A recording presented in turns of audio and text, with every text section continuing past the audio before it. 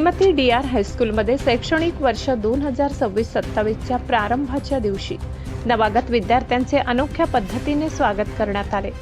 त्यामुळे विद्यार्थ्यांचा आणि पालकांचा उत्साह द्विगुणित झाला।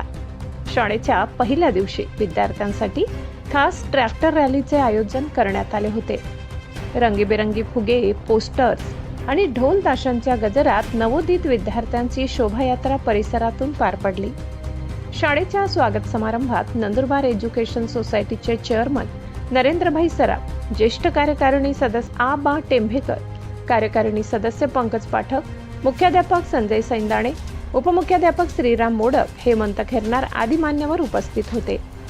सर्व विद्यार्थ्यांना मान्यवरांच्या हस्ते चॉकलेट, गुलाब पुष्प आणि पेन देऊन शाळेच्या प्रवेशासाठी औपचारिक स्वागत करण्यात आले। या अनपेक्षित आणि आनंददायक उपक्रमामुळे नवागत विद्यार्थ्यांमध्ये शाळेबद्दलची भीती आणि संकोच दूर झाला।